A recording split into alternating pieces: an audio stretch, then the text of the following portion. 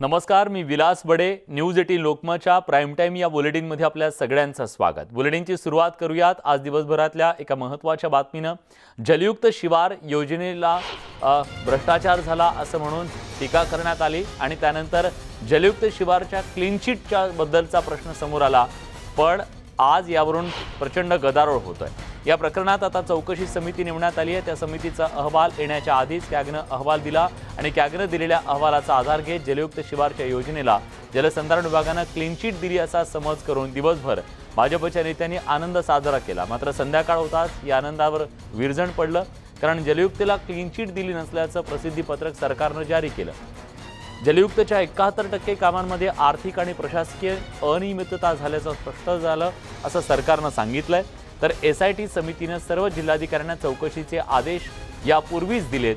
जिल्हाधिकाऱ्यांनी SITच्या निकषाप्रमाणे चौकशी अहवाल सादर केलेला नसल्यानं आणि सर्व चौकशी चालू असताना सरकारनं जलयुक्त शिवार योजनेला क्लीन चिट देण्याचा प्रश्नच येत नाही असं सरकारनं आज स्पष्ट केलं.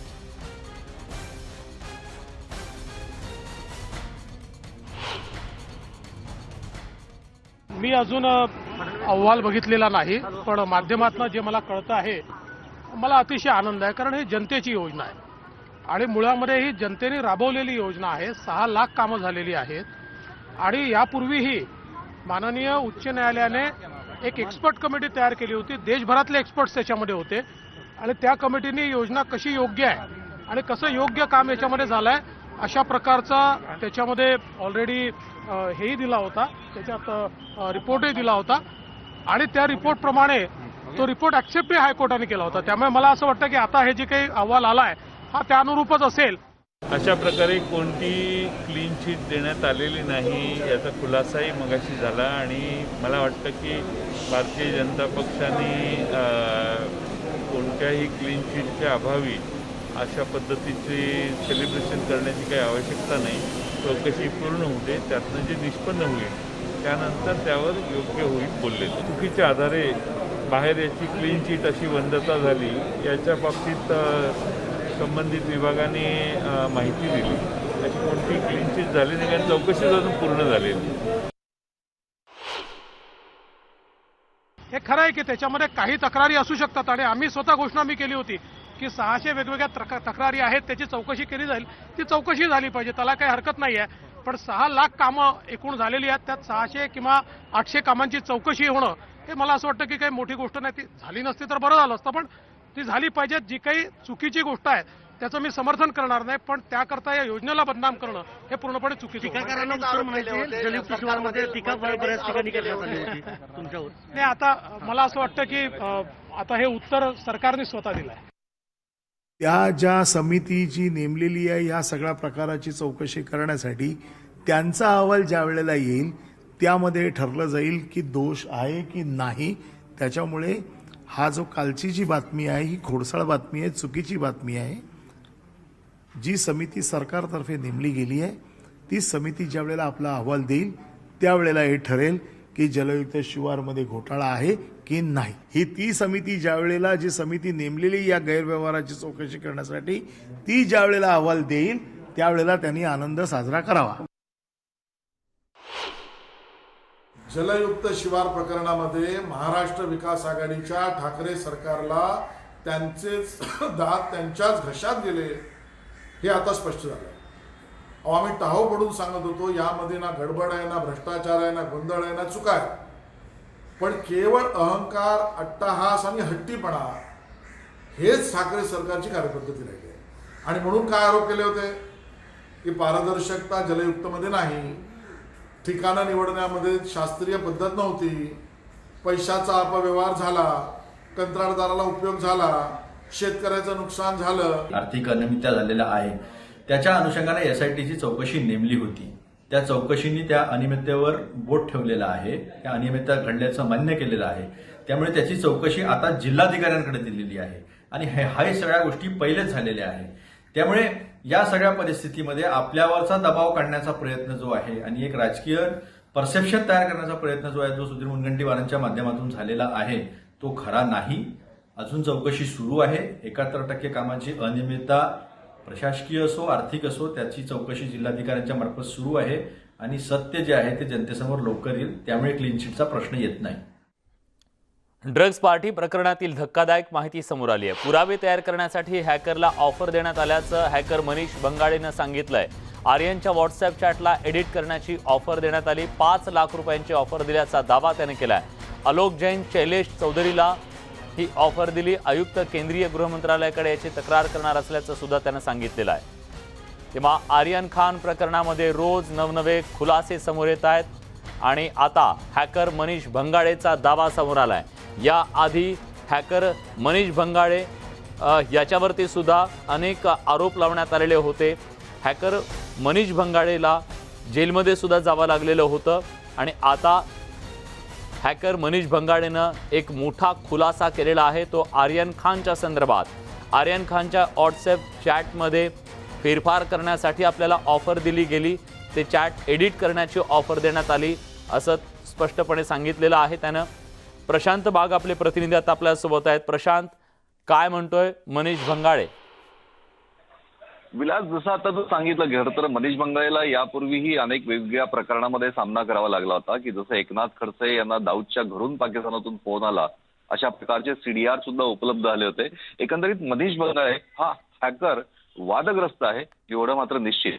पण पुन्हा एकदा त्याचा जो दावा त्याने करण्यात आलेला आहे की त्याने जो नंबर दिलाय तो सॅम डिसूजा याचा नंबर, नंतर आलोक जैन आणि शैलेश चौधरी यांनी मला अशा प्रकारची ऑफर दिली आणि काही नंबरचे सीडीआर मागण्यासाठी त्यांनी मला 5 लाख रुपयांची ऑफर दिली. याच्यामध्ये शाहरुख खानची सेक्रेटरी पूजा ददलानी हिचाही नंबर त्याच्यात होता आणि काही व्हॉट्सअप चॅटचं बॅकअप त्यांच्याकडे होतं आणि त्या व्हॉट्सअप चॅटच्या बॅकअपमध्ये आर्यन खानचं सुद्धा चॅटचा बॅकअप त्यांच्याकडे होता. अशा प्रकारची सुद्धा माहिती त्यांनी दिली आणि त्या चॅटमध्ये मॉडिफिकेशन करण्याचं सुद्धा यांनी त्यांना सांगितलं आणि याचीच त्याला भीती आहे. म्हणून त्याने मुंबई पोलीस आयुक्त आणि केंद्रीय गृहमंत्रालय यांना पत्र लिहिलंय की या प्रकरणामध्ये तपास जपून करावा. चॅटमध्ये सुद्धा मॉडिफिकेशन होऊ शकतं. अशा प्रकारचा पण प्रशांत, त्याने ह्या केवळ दावा केलाय की त्याच्याबद्दलची पोलिसात काय तक्रार केली आहे? त्याने आज तरी हे पत्र त्यांना दिलेलं आहे, पण याची तो तक्रार अधिकृत तिथे दाखल करतोय अशा प्रकारची माहिती मनीष भंगाडेकडनं आपल्याला मिळत आहे. 5 लाख रुपयामध्ये काम दिलं, आणखी 10,000 रुपये ऍडव्हान्स सुद्धा मी घेतला, अशा प्रकारचा सुद्धा मनीष भंगाडेनं दावा केल्यानं उलट सुलट करता येत आहे. एकंदरीत या प्रकरणामध्ये रोज नवनवीन खुलासा येत आहे. सॅम डिसूजा यावरच संजय राऊत यांनी 2 दिवसापूर्वी जे वक्तव्य केलं होतं की ती व्यक्ती कोण, तर सॅम डिसूजा तिथे कोण होता, अनेक IPS IAS अधिकाऱ्यांचं मनी लॉन्ड्रिंग करण्याचं काम हा करतो, अशा प्रकारचा दावा सुद्धा त्यांनी केला होता. त्यानंतर अशा प्रकारे सॅम डिसूजाचा नंबर त्या तक्रारीत याच्यात जे मनीष भंगाडे मेन्शन केलंय तो नंबर दिलाय, आणखी याला भेटायला सांगितलंय. म्हणजे नेमके वेगवेगळ्या प्रकारचे खुलासे जे समोर येत आहे, तर हे खुलासे नेमके काय आहे? खरं तर या तपास यंत्रणांना मोठं आव्हान येत आहे, कारण अनेक किचकट गोष्टी सुद्धा समोर येण्याची शक्यता याच्यातनं जाणवून येत आहे. पण हॅकरने केलेला एखादा दावा आणखी त्या दाव्यावर त्यानेच केलेले प्रतिदावे, या दोघही विषयातनी या प्रकरणामधलं गुण वाढत चाललंय. खरंय, गुण वाढत चाललेला आहे. बघूया या सगळ्याचा या तपासात आणखी काय काय पैलू समोर येत आहेत. धन्यवाद तुम्ही दिलेल्या सगळ्या सविस्तर माहितीबद्दल.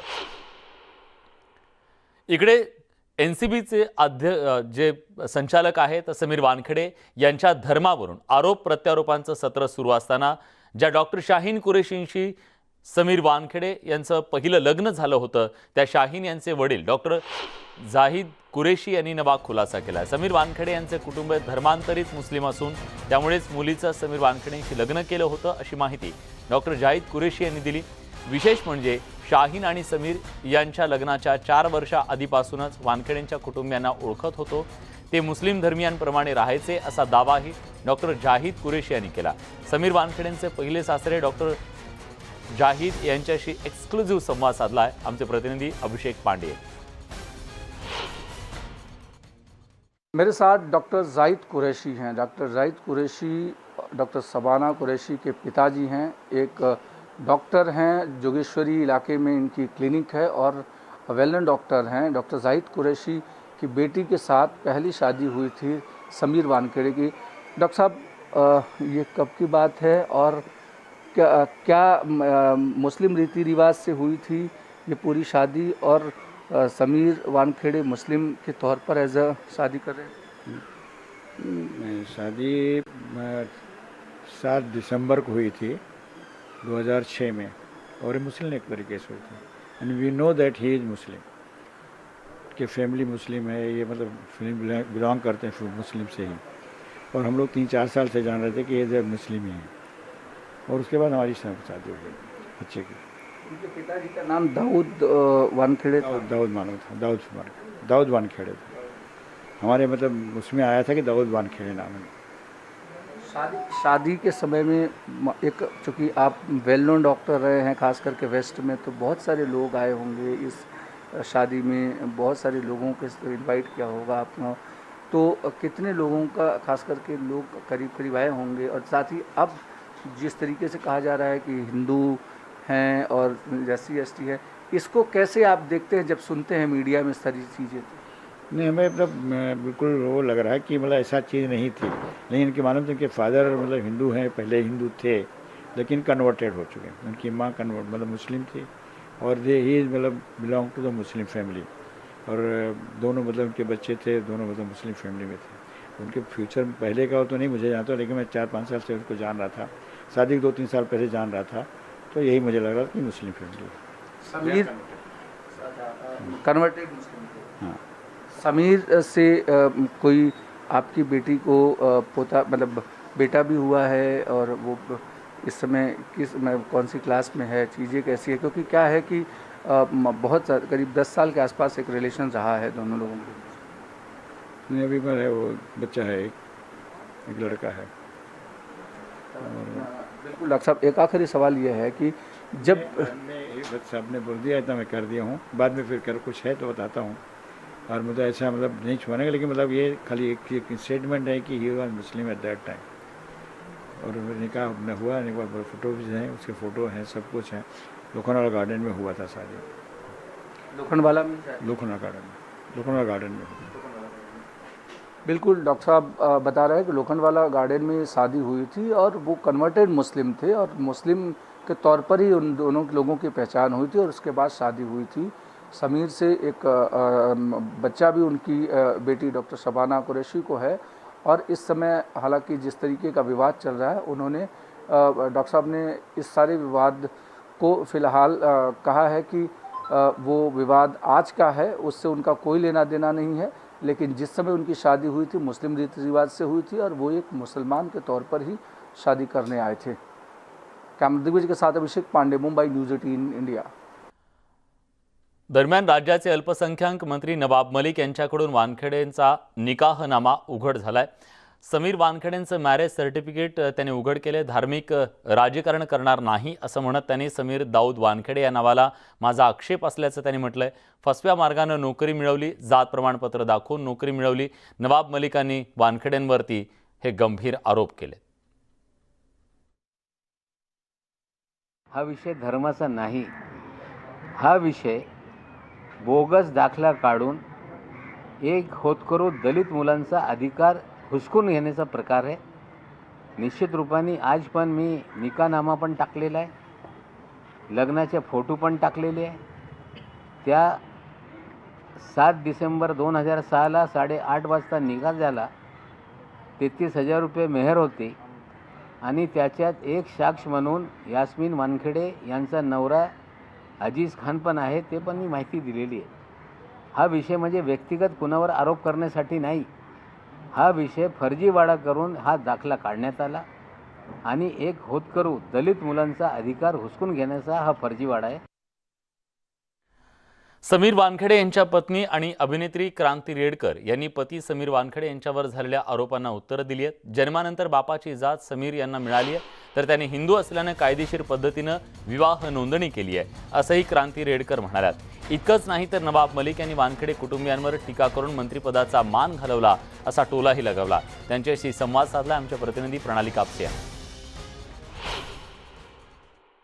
मंत्री नवाब मलिक यांनी आज पुन्हा एकदा समीर वानखेडे यांच्यावर आरोप केलेले आहेत, आणि आज त्यांनी त्यांच्या पहिल्या लग्नाचा निकाहनामा हा सार्वजनिक केलेला आहे। या संपूर्ण प्रकरणाबद्दल बोलण्यासाठी आपल्याबरोबर क्रांती रेडकर समीर वानखेडे यांच्या पत्नी आहेत, त्यांच्याकडून जाणून घेऊया। क्रांतीजी, पहिल्या विवाहाचा पहिल्या निकाहाचा जो निकाहनामा आलेला आहे त्याच्यामध्ये समीर वानखेडे हे मुस्लिम आहेत, त्यांचे वडील यांचं नाव ज्ञानदेव नसून दाऊद आहे असं सगळं लिहिलेलं आहे, याबद्दल आपली प्रतिक्रिया काय? समीरजींची जी माताजी आहे त्या आता नाही आहेत हयातीत. त्यांचं नाव जायदा वानखेडे होतं आणि त्या मुस्लिम होत्या आणि त्यांच्या निव्वळ खुशीसाठी एक म्हणतो ना, माझ्यासाठी तुम्ही जरा ही फॉर्मॅलिटी करा किंवा ही कल्चरल फॉर्मॅलिटी करा की माझी इच्छा आहे असं व्हावं. काही काही लोकांचं असं ना की नाही नाही एक व्हाईट ड्रेस वेडिंग व्हावं, मला तशी इच्छा आहे. तर त्यांची इच्छा होती की त्यांच्या धर्माप्रमाणे हा एक विधी पार पाडावा. त्या हिशोबाने त्या फॉर्मॅलिटीसाठी समीरने तिथे साईन केली निकाहनाम्यावर. तर मग त्या जे आलेले मौलवी त्यांना कोणी सांगितलं का नाही आणि नंबर 1 त्यांनी विचारलं का नाही. त्यांनी तर आधी डॉक्युमेंट्स चेक केले पाहिजेत ना. तर चूक कोणाची झाली? त्या मौलाना आहेत त्यांचीच चूक झाली. त्यांनी विचारायला हवं की एक मी ऑफिशियल आहे. आता तुम्ही समजा एक आधार कार्ड जरी काढायला गेलात तर तुमचे डॉक्युमेंट्स विचारतात ना ते, की तुम्हाला असंच आधार कार्ड देतात. तुम्ही फ्लाईट पण पकडायला गेलात तर आधी तुमचं आधार कार्ड किंवा पॅन कार्ड काहीतरी फोटो आयडी विचारतात की बाबा तुम्ही कोण आहात काय आहात. तर हे सगळं न जाणून घेता जर त्या मौलानाने लग्न लावून दिलं म्हणजे माझा समीर चुकीचा आहे की तो मौलाना चुकीचा आहे, जाऊन त्या मौलानाला विचारा. तुमचं या मागणीला समर्थन आहे का? म्हणजे कायदेशीर कारवाई करायला त्याच्या दृष्टीनं तुम्ही काही पावलं टाकणार आहात? हे पण मला एवढंच सांगायचं इथे की समीरजींवर सगळे आरोप झालेले आहेत. त्यामुळे लिगल जी कारवाई आहे ती समीरजी करणार. यास्मिनवर पण जे झालं आहे त्याच्या विरोधात तिने FIR दर्ज केलेली आहे ओशिवरा पोलीस स्टेशनला. आणि हे जे अॅट्रॉसिटीवाला आहे ते निश्चितच समीरजी त्याच्यावर जी काही लिगल ॲक्शन आहे ती निश्चित घेतील. मी नवाबजींना माझ्याकडून एक बाई म्हणून, एक त्यांची बायको म्हणून फक्त शुभेच्छा देऊ. व्हिडिओ जर्नलिस्ट सचिन कोबडेसह प्रणाली कापसे, न्यूज 18 लोकमत, मुंबई. यासोबत प्राईम टाईम या बुलेटिनमध्ये एक छोटासा ब्रेक घेतोय. कुठे जाऊ नका, पहा फक्त न्यूज 18 लोकमत.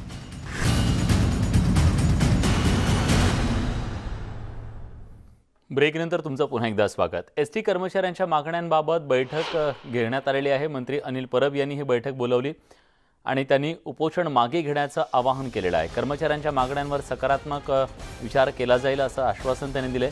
महागाई भत्ता हा 17% दिला असंही त्यांनी म्हटलंय. तर घर भाडे भत्त्यासाठी आपण सकारात्मक असल्याचं त्यांनी सांगत ST कर्मचाऱ्यांना त्यांचं आंदोलन मागं घेण्याची मागणी केली आहे आणि आवाहन केलं.